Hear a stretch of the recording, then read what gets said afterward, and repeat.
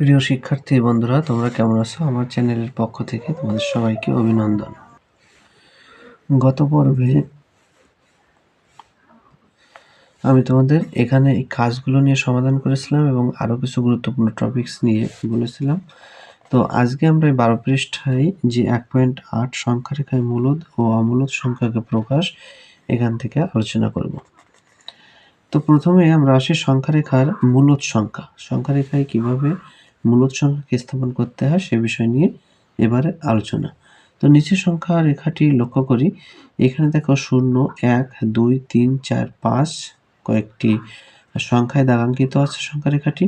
তো এখানে আমাকে বলা হয়েছে যে উপরের সংখ্যা রেখাটিতে গাঢ় চিহ্নিত বৃত্তটি 2 এর অবস্থান নির্দেশ করে। তো দেখো 2 এর যে অবস্থান, এটা হচ্ছে 1 এর অবস্থান, এটা হচ্ছে 2 এর অবস্থান।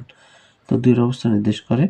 আবার দেখো এখানে যে সংখ্যা রেখাটি আছে এটা হচ্ছে 1, আর এখান থেকে এই পর্যন্ত, অর্থাৎ যদি 4টে ভাগে ভাগ করি 1, 2, 3, 4, তাহলে 4 ভাগের 3 ভাগ যেটা, তাই না? তাহলে 4 ভাগের 3 ভাগে কিন্তু একটা গাঢ় কালো চিহ্ন করা আছে। তো দেখো এখানে লেখা আছে কি, উপরের সংখ্যা রেখাটিতে গাঢ় চিহ্নিত বৃত্তটির অবস্থান 1 ও 2 এর মাঝে। গাঢ় চিহ্নিত অংশটুকু 4 ভাগের 3 অংশ জুড়ে আছে। সুতরাং চিহ্নিত অংশটি 1 যোগ 3 4 বা 1 পূর্ণ 3 4 নির্দেশ করে। কারণ 1 আগে থেকে আছে, 0 থেকে আমরা কাউন্ট করব, 0 থেকে এই পর্যন্ত হচ্ছে 1, আর এখান থেকে এই পর্যন্ত হচ্ছে 2, কিন্তু 2 এর মাঝে এই অংশটা হচ্ছে 3 4 অংশ নির্দেশ করে। আশা করি তোমরা এটা বুঝতে পারছো। এরপর দেখো সংখ্যা রেখায় অমূলদ সংখ্যাকে কিভাবে প্রকাশ করা যায় সে বিষয় নিয়ে একটু কথা বলবো। যে এখানে √3 একটি অমূলদ সংখ্যা, যেখানে √3 সমান আমরা কি পাই 1.732, এবং আরো অনেক সংখ্যা আছে ডট ডট দিয়ে আছে সমান আমরা 7 পর্যন্ত, অর্থাৎ 1.1 পর্যন্ত আমরা কাউন্ট করলাম, অর্থাৎ 1.7। এটাকে আমরা এখন সংখ্যা রেখায় বসাবো। তো দেখো এখানে এবার সংখ্যা রেখায় 1 ও 2 এর মাঝের অংশকে সমান 10 ভাগে ভাগ করে সপ্তম অংশটি গাঢ় করি, যার আসন্ন মান 1.7 বা √3। অর্থাৎ এখানে যেটা বলা হয়েছে সেটা হলো দেখো 1 এবং 2 এর মাঝে, কারণ এখানে 1.7 বলছে, তাই না? তাহলে 0 থেকে এই পর্যন্ত গণনা করলে হলো 1, এরপরে যেটা বাকি থাকে সেটা হচ্ছে 0.7। তো 0.7 আনতে গেলে 1 থেকে 2 এর মাঝে আমরা 10টা ভাগ করব, অর্থাৎ এই পর্যন্ত হচ্ছে 5 ভাগ, তাই না? তাহলে হচ্ছে এটা হচ্ছে 1, 2, 3, 4, 5, এটা হচ্ছে 6, এটা হচ্ছে 7, এটা 8, এটা 9, এটা 10। তাহলে যেহেতু 1.7 এর কথা বলা হয়েছে, তাহলে আমরা এই দাগ পর্যন্ত যদি নেওয়া হয়, অর্থাৎ তাহলে 7, অর্থাৎ 0.7 এর মানটা পাওয়া যায়। কারণ এর আগে যেটুক 1 সেটা কিন্তু 0 থেকে 1 পর্যন্ত কাউন্ট, আর এই পর্যন্ত আসছে এটা হচ্ছে 0.7, কারণ 10 ভাগের 7 ভাগ, তাই তো? 10 ভাগের 7 ভাগ যদি আমরা এরকম লিখি যে 10 ভাগের 7, এই তাহলে আমরা লিখি 7/10, তাই না? 7/10 কিন্তু 0.7। তাহলে এখান থেকে এই পর্যন্ত হচ্ছে 0.7, আর এই 0 থেকে এই পর্যন্ত 1, আর এখান থেকে এই পর্যন্ত 0.7। তাহলে 1 এর সঙ্গে আর 0.7 যোগ করলে 1.7 আমরা পেয়ে যাই। তো এভাবে কিন্তু আমরা সংখ্যা রেখায় বিষয়টা দেখাবো। অর্থাৎ এখানে দেখো, অতএব গাঢ় চিহ্নিত বৃত্তটি সংখ্যা রেখায় √3 এর অবস্থান। আশা করি তোমরা এটা বুঝতে পারছো। পরবর্তী টপিকসে আমরা চলে আসি। এখানে পরবর্তীতে বলা হয়েছে কাজ, একটি কাজ দেওয়া আছে যেখানে বলছে সংখ্যা রেখায় 3, 3/2, 1.455 এবং √5 সংখ্যা রেখায় গুলো প্রকাশ করো। তো চলো শিক্ষার্থী বন্ধুরা, আমরা দেখে আসি সংখ্যা রেখাগুলো কেমন হবে। প্রথমে যেটা আছে সংখ্যা রেখায় 3কে আমাদেরকে সংখ্যা রেখা দেখাতে হবে। তো দেখো সংখ্যা রেখায় 3কে যদি দেখাতে হয়, তো আমরা প্রথমে লিখে নেব যে সংখ্যা রেখায় 3 এর অবস্থান দেখানো হলো। তো এখন তোমরা একটা সংখ্যা রেখা আঁকাবা যেখানে তোমাদের কয়েকটি সংখ্যা দাগাঙ্কিত থাকবে। তবে মনে রাখবা যে যেহেতু সংখ্যা রেখায় ৩ দেখাতে বলা হয়েছে, তো ৩ থেকে বেশি ২ থেকে ৩টি সংখ্যা বেশি নিবা। তো ৩ হচ্ছে ০ থেকে আমরা গণনা শুরু করি। এখান থেকে এ হচ্ছে ১, এটা ২, এটা হচ্ছে ৩। তাহলে ৩ এর অবস্থান হচ্ছে এই পয়েন্টটা। আশা করি তোমরা এটা বুঝতে পারছো। এরপর দেখে আসি ৩/২ আ এই ভগ্নাংশটি আমরা সংখ্যা রেখায় দেখালে কিভাবে আসে। তো দেখো ৩/২ কে আমরা যদি ক্যালকুলেশন করি ক্যালকুলেটরের সাহায্যে, তাহলে আমরা যেটা পাই সেটা আছে ১.৫। তাহলে ১.৫ এর অবস্থান সংখ্যা রেখা যদি দেখাতে হয়, তাহলে আমরা কি করব? প্রথমে সংখ্যা রেখা এভাবে দাগাঙ্কিত করব এবং যেহেতু ১.৫ তাহলে প্রথমে ১ পর্যন্ত নিব। এটা হচ্ছে ০ থেকে আছে ১ কাউন্ট করলাম। এরপরে ০.৫, ০.৫ বলতে হচ্ছে ১ থেকে ২ এর মাঝে যদি আমি ১০ টা ঘর কল্পনা করি, তার মাঝ বরাবর হচ্ছে ৫ টা ঘর। তো ওই ৫ টা ঘরের মান হচ্ছে ০.৫, অর্থাৎ ১.৫ এর অবস্থান ঠিক ১ এবং ২ এর মাঝামাঝি যে অংশটা, এটাই হবে আমাদের ১.৫ এর অবস্থান। আশা করি তোমরা এটা বুঝতে পারছো। এরপর যেটা আমি তোমাদের দেখাবো সেটা হচ্ছে ১.৪৫৫। এটা আমরা সংখ্যা রেখায় দেখালে যে মানটা পাবো, তো সেটার চিত্রটা আমি তোমাদের দেখাই। তো এখানে দেখো সংখ্যা রেখায় ১.৪৫৫ এর অবস্থান আমরা দেখালে বোঝা যাচ্ছে যে ১, তাই না? দশমিকের পরে কত হচ্ছে ৪৫৫, তাই না? তাহলে আমরা ১ পর্যন্ত কাউন্ট করলাম, তারপরে ০.৪৫৫ এই অবস্থানটা নেওয়ার জন্য আমরা ১ আর ২ এর মাঝ থেকে একটু বামে যে অংশটা, সেই অংশটাকে আমরা নিব। কারণ এখানে পুরোপুরি কিন্তু ৫ না, এখানে হচ্ছে কিন্তু ৪৫৫। যদি ০.৫ থাকতো তাহলে আমরা বুঝতাম যে অর্ধেক, তাই না? কিন্তু অর্ধেক থেকে একটু কম। ১ ও ২ এর মাঝামাঝি ঠিক নয়, মাঝামাঝি থেকে একটু বামে এর অবস্থানটা হবে ১.৪৫৫ এর অবস্থান। আশা করি তোমরা এটাও বুঝতে পারছো। এরপরে আমরা সর্বশেষ যেটা দেখব সেটা হচ্ছে √৫। তো √৫ কে আমরা যদি ক্যালকুলেশন করি, তাহলে আমাদের যে মানটা আছে সেটা হচ্ছে ২.২৩৬ ডট ডট এভাবে কিন্তু আরো অনেক সংখ্যা আছে। তো আমরা সবগুলো সংখ্যাকে নিতে পারবো না। আমরা যেটা নেব ২ দশমিক স্থান পর্যন্ত নিব। তাহলে যেটা পাই সেটা হচ্ছে ২.২৪ এর অবস্থানটা আমরা এখানে দেখাতে পারবো। তো এখানে দেখো যে আমাদের যেহেতু ২, তাহলে ২ এর পরে কত আছে? ০.২৩, তাই না? তাহলে ০.২৪ যদি নিই, তাহলে আমার বুঝতে হবে এই ২ থেকে ৩ এর মাঝে যে ঘর সংখ্যাগুলো আছে তার ৪ ভাগের ১ ভাগ হচ্ছে ১ ভাগ থেকেও একটু কম। কারণ ০.২৫ হলে ৪ ভাগের ১ ভাগ হতো। কিন্তু ২ এবং ৩ এর মাঝের ঘরগুলোর এখানে যে মানটা আসবে সেটা হচ্ছে ২.৫ এর একটু কম, তাই না? তো এইভাবে আমরা মানগুলো বের করব। কারণ ২ কিন্তু এখান থেকে কাউন্ট, এখান থেকে এ পর্যন্ত ১, এখান থেকে ২।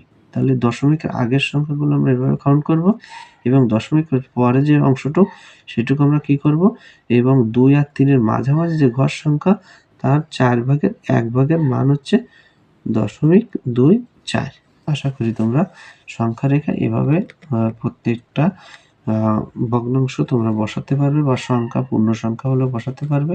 আবার অমূলদ সংখ্যা বা মূলদ সংখ্যা সবগুলো কিন্তু তোমরা বসাতে পারবে। এরপর আমরা পরবর্তী পৃষ্ঠায় চলে যাই। পরবর্তী যে পৃষ্ঠা নাম্বার সেটা হচ্ছে ১৩ নম্বর পৃষ্ঠা। এখানে উদাহরণ ৯ এ বলা হয়েছে কোনো বাগানে ১২৯৬টি আম গাছ আছে। বাগানের দৈর্ঘ্য প্রস্থের উভয় দিকের প্রত্যেক সারিতে সমান সংখ্যক আম গাছ থাকলে প্রত্যেক সারিতে গাছের সংখ্যা নির্ণয় করো। তো প্রথম কাজটা হবে, যেহেতু প্রত্যেক সারিতে সমান সংখ্যক গাছ থাকতে হবে, তাই না? দৈর্ঘ্য এবং প্রস্থ বরাবর। তাহলে আমরা এই সংখ্যাটির প্রথমে কি করব? বর্গমূল নির্ণয় করব। তো বর্গমূল নির্ণয় করলে যে উত্তরটা হবে সেটাই কিন্তু আমাদের প্রত্যেক সারিতে আম গাছের সংখ্যা নির্ধারিত হবে। তো প্রথমে আমরা জোড়ায় বিভক্ত করলাম এবং ১২ বর্গমূল নির্ণয় করতে গেলে ৩ তিরিখে ৯ বিয়োগ করলাম ৩ হলো ৯৬ কে কেটে নিয়ে আসলাম ৩ এর ডবল অর্থাৎ 2 গুণ হচ্ছে 6 এবং একই সংখ্যা 6 নিলাম, এখানেও 6 নিলাম। 6 দিয়ে আমরা এই 66কে গুণ করলে আমরা পেলাম 396, অর্থাৎ আমাদের ভাগফল এখানে 36 হলো, তাই না? এই নির্ণয় আম গাছের সংখ্যা হলো 36। আশা করি তোমরা এটা খুব সহজে বুঝতে পারছো। অর্থাৎ বর্গমূল করলে প্রত্যেক সারিতে আম গাছের সংখ্যা আমরা পেয়ে যাব। পরবর্তী যে অঙ্কটা আছে সেটা হচ্ছে উদাহরণ 10। এই 10 নম্বর অঙ্কে বলছে যে একটি স্কাউট দলকে 9, 10 এবং 12 সারিতে সাজানো যায়, আবার তাদের বর্গাকারেও সাজানো যায়। ওই স্কাউট দলে কমপক্ষে কতজন স্কাউট রয়েছে? দেখো অঙ্কটা কিন্তু বেশ গুরুত্বপূর্ণ একটি অঙ্ক। এখানে একটু মনোযোগের পরিমাণটা একটু বাড়ায় দিতে হবে, তাই না? তো এখানে স্কাউট দলে কিন্তু 9, 10 এবং 12 সারিতে সাজানো যায়, আবার তাদের কি বলছে বর্গাকারেও সাজানো যায়। তাহলে ওই স্কাউট দলে কমপক্ষে কতজন স্কাউট রয়েছে? তো যেহেতু স্কাউট দলকে 9, 12, 9, 10 এবং 12 সারিতে সাজানো যায়, ফলে স্কাউটের সংখ্যা 9, 10 এবং 12 দ্বারা বিভাজ্য হতে হবে। এরূপ ক্ষুদ্রতম সংখ্যা হবে 9, 10 এবং 12 এর লসাগু। যখন তোমাকে বলা হবে এমন সংখ্যা যে 9, 10 এবং 12 সারিতে সাজানো যায়, বা বেশ কয়েকটি সংখ্যা দেওয়া হবে যে ওদের প্রত্যেকটা এবং লাস্টে যদি বলা হয় যে কতজন তোমার স্কাউট রয়েছে এবং সেটাকে কি আছে বর্গাকারে, অর্থাৎ মূল কথা আছে বর্গাকারে যদি সাজানো যায় এরকম কথা বলা হয়, তাহলে তোমার বুঝে নিতে হবে বর্গাকারে যেহেতু সাজানো যায় তাহলে ওই সংখ্যাকে, মোট সংখ্যাকে 9, 10 এবং 12 দ্বারা বিভাজ্য। তাহলে এরূপ সংখ্যা হবে, এরূপ ক্ষুদ্রতম সংখ্যা হবে কত? 9, 10 এবং 12 এর লসাগু। তাহলে 9, 10, 12 এর লসাগু আমরা নির্ণয় করি। প্রথমে 2 দিয়ে আমরা দিব, তাহলে 9 থেকে গেল 5 দুগুণে 10, 6 দুগুণে 12। এবার 3 দিয়ে দিলে 3 দুগুণে 9, 5 থেকে গেল 3 দুগুণে 6। এবার এই সংখ্যাগুলো আমরা গুণ করব। তাহলে লসাগু আছে 2 গুণ 2 গুণ 3 গুণ 3 গুণ 5। অর্থাৎ আমাদের এখানে দেখো 2 এর কিন্তু একটা জোড়া পেয়ে গেছে, 3 এর একটি জোড়া পাইছে, কিন্তু 5 কিন্তু জোড়া নাই। তাহলে যদি এই প্রাপ্ত যে লসাগুটা, এই লসাগুকে বর্গাকারে কিন্তু সাজানো যায় না। কারণ কি? কারণ এখানে একটা 5 আছে। এই একটা 5 থাকার কারণে, বেজোড় সংখ্যক 5 থাকার কারণে এখানে কিন্তু বর্গাকারে সাজানো যাচ্ছে না। তাহলে বর্গাকারে সাজাতে গেলে কি করতে হবে? সর্বনিম্ন আরো একটি 5 এর সঙ্গে গুণ করে দিতে হবে, তাই না? তাহলে দেখো এখানে কি বলা হয়েছে যে এতকে বর্গ সংখ্যা করতে হলে কমপক্ষে 5 দ্বারা গুণ করতে হবে। তাহলে 9, 10 এবং 12 সারিতে এবং বর্গাকারে সাজানোর জন্য স্কাউটের সংখ্যা প্রয়োজন কত হবে? এর সঙ্গে আরো 5 গুণ করে দিতে হবে। যদি আরো 5 গুণ করে দেওয়া হয় তাহলে আসে দেখো 2 এর একটা জোড়া আসে, 3 এর একটা জোড়া এবং 5 এর একটা জোড়া। তাহলে আসে 5 5 25, 3 3 9 আর 2 2 4। তাহলে 4, 9 আর 25, এটা যদি আমরা গুণ করি 4 নং 36, 36 দিয়ে 25কে গুণ করলে আমাদের 900। তাহলে নির্ণয় স্কাউট সংখ্যা 900। আশা করি শিক্ষার্থী বন্ধুরা এটা তোমরা বুঝতে পারছো। চলো পরবর্তী পৃষ্ঠায় আমরা চলে যাই। এখানে 14 নম্বর পৃষ্ঠা বলা হয়েছে উদাহরণ 11তে যে 21,952 এবং 5,605 দুটি সংখ্যা। এখন বলছে প্রথম সংখ্যাটি কি পূর্ণবর্গ? যুক্তি সংখ্যা, পূর্ণবর্গ সংখ্যা, যুক্তি দাও। এটা কি পূর্ণবর্গ? তাহলে পূর্ণবর্গ তখনই হবে যখন সেটাকে আমরা বর্গমূল করলে কোনো ভাগ অবশিষ্ট থাকবে না, তাই না? কোনো ভাগশেষ অবশিষ্ট থাকবে না।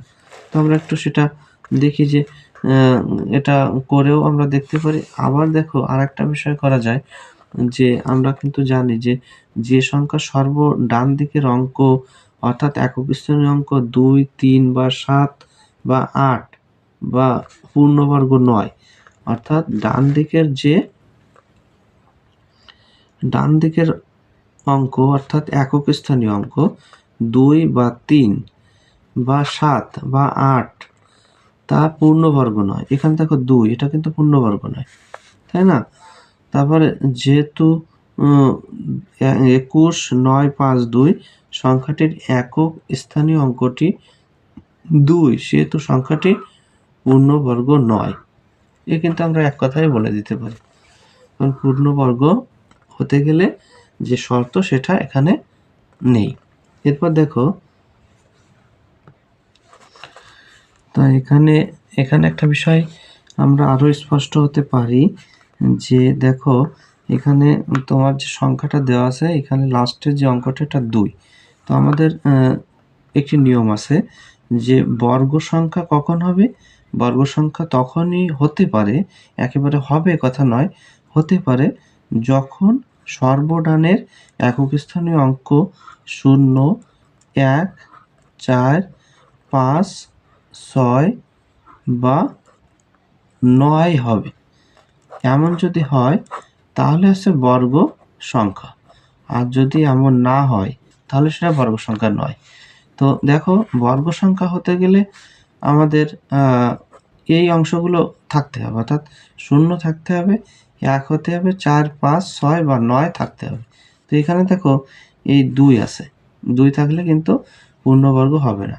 অর্থাৎ আমরা এটাও জানি আরেকটা যে 2, 3, 7 বা 8 যদি থাকে সেটা কিন্তু বর্গ সংখ্যা নয়, বর্গ সংখ্যা নয়। তাহলে এটা থাকলে বর্গ সংখ্যা হবে না, আর এটা থাকলে বর্গ সংখ্যা হতে পারে, এটা কিন্তু শিওর না, হতে পারে। কারণ তোমার যদি এখানে 0 2টো থাকে তাহলে সেটা বর্গ সংখ্যা, কিন্তু 0 যদি একটা থাকে 10 তাহলে কি বর্গ সংখ্যা নয়। তাহলে এই অঙ্কগুলো যদি থাকে তাহলে বর্গ সংখ্যা হতে পারে, আর এই অঙ্ক সংখ্যাগুলো থাকলে বর্গ সংখ্যা নয়। এই দুটো বিষয় তোমরা কিন্তু খেয়াল রাখবে, তাহলে আমরা স্পষ্ট বলতে পারি এটা বর্গ সংখ্যা নয়। এরপর আসি খ নম্বর প্রশ্নে। প্রথম সংখ্যাটি যদি পূর্ণবর্গ না হয় তবে একে কোন ক্ষুদ্রতম সংখ্যা দ্বারা ভাগ করলে পূর্ণবর্গ সংখ্যা হবে? এটাও কিন্তু আমাদের সহজ একটা প্রশ্ন। তাহলে আমরা প্রথমে কি করব, এটাকে বর্গমূল নির্ণয় করব। তো বর্গমূল নির্ণয় করার আগে আমাদের আগে গুণনীয়ক বের করতে হবে, তাই না? গুণনীয়ক বের করতে হবে। গুণনীয়ক বের করতে গেলে আমরা প্রথমে 2 দিয়ে ভাগ করলাম, তারপর 2 দিয়ে ভাগ করলে হলো 10,976, একে আবার 2 দিয়ে ভাগ করব, আর হলো 5488। আবার এটাকে 2 দিয়ে ভাগ করলে 2744, 2744কে আবার 2 দিয়ে ভাগ করলে 1372, 1372কে 2 দিয়ে ভাগ করলে 686, 686কে 2 দিয়ে ভাগ করলে 343, তাকে 7 দিয়ে ভাগ করলে 49, আর 49কে 7 দিয়ে ভাগ করলে আবার 7। আমাদের যে বিষয়টা খেয়াল রাখতে হবে যে যখন আমরা এটা ভাগ করব তখন দেখব যে জোড় সংখ্যা আছে কিনা। যদি জোড় সংখ্যা থাকে তাহলে অল টাইম আমরা 2 দিয়ে ভাগ করব, আর বিজোড় সংখ্যা হলে 3, 5, 7 এগুলো দিয়ে ভাগ করব, তাহলে সহজে মিলে যাবে। তো এখানে যে আমরা উৎপাদকগুলো পেয়েছি, মৌলিক বা গুণনীয়কগুলো পেয়েছি, সেটা হচ্ছে 2 পেয়েছি এখানে এক জোড়া, 2 জোড়া, 3 জোড়া 2 পেয়েছি, এবং 1 জোড়া 7, এবং একটা 7 কিন্তু আমাদের সিঙ্গেল থেকে গেছে, অর্থাৎ বেজোড় থেকে গেছে। তো আমাদের দেখো এই সংখ্যাটি পূর্ণবর্গ নয়, সংখ্যাটিকে এই 7 দ্বারা ভাগ করলে প্রাপ্ত সংখ্যাটি পূর্ণবর্গ হতো। কারণ 7-এর সঙ্গে যদি আরেকটা 7 হতো তাহলে 7-এর আরেকটি জোড়া হতো, যেহেতু বেজোড় থেকে গেছে তাহলে জোড় বানাতে গেলে আমাকে আরো 7 দিয়ে গুণ করতে হবে। তাহলে আমরা এটা কি বলতে পারি যে কোন ক্ষুদ্রতম সংখ্যা দ্বারা ভাগ করলে, তাহলে আমরা বলতে পারি এই যে ক্ষুদ্রতম সংখ্যা 7 অবশেষে থেকে গেছে, এই সংখ্যাটি 7 দ্বারা ভাগ করলে প্রাপ্ত সংখ্যাটি পূর্ণবর্গ হবে।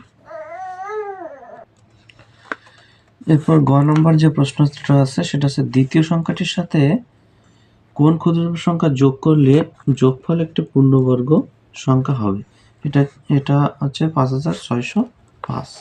তো এটারও আমরা দেখব বর্গমূল নির্ণয় করে। তো বর্গমূল নির্ণয় করলে আমরা যেটা দেখতে পাচ্ছি সেটা অবশিষ্ট আছে 129। তো বর্গমূলটা হচ্ছে প্রথমে আমরা জোড়ায় যদি দাগ দিয়ে দিই 56, তাহলে 56 ভিতর 7 7 49, বিয়োগ করলে থাকে হচ্ছে 7, তাই না? 7। এরপরে আমরা পরবর্তী যে জোড়া 0 5 কেটে নিয়ে আসলাম, 7-এর ডবল আমরা 14 বসাইছি, এবং 14 ডানে একটি একই সংখ্যা 4, এখানেও 4 বসিয়েছি। 4 দিয়ে আমরা এখন 144কে যদি গুণ করি তাহলে যেটা আসে সেটা হচ্ছে 576, বিয়োগ করলে 129। যেহেতু অবশিষ্ট 129 থেকে যাচ্ছে তাহলে আমরা বুঝতে হবে এটা পূর্ণবর্গ নয়। যেহেতু পূর্ণবর্গ নয় তাহলে কোন ক্ষুদ্রতম সংখ্যা যোগ করলে এই যোগফলটি একটি পূর্ণবর্গ হবে? তাহলে দেখতে হবে আমার পরবর্তী যে বর্গ সংখ্যা সেটা আমাদের দেখতে হবে। এখানে ৭৪ রয়েছে, তাই না?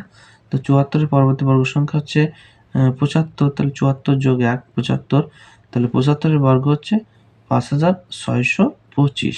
সুতরাং নির্ণেয় ক্ষুদ্রতম সংখ্যাটি হবে ৫৬২৫ থেকে আমার আগের যে সংখ্যাটা ছিল ৫৬০৫ সেটা বিয়োগ করব, করলে যে ন্যূনতম ২০ হলো, এটাই হচ্ছে আমাদের নির্ণেয় উত্তর। আশা করি শিক্ষার্থী বন্ধুরা আজকের পাঠের বিষয়টা তোমরা সবাই বুঝতে পারছো। তো আমার পাঠ আজকে শেষ করছি। পরবর্তী পাঠে আমি তোমাদের যে অনুশীলনী ১.২, এই ১.২ থেকে আমি তোমাদের এটা আলোচনা করব। সে পর্যন্ত তোমরা সবাই ভালো থেকো এবং পরবর্তী অনলাইন ক্লাস দেখার আমন্ত্রণ জানিয়ে আমি এখানেই বিদায় নিচ্ছি।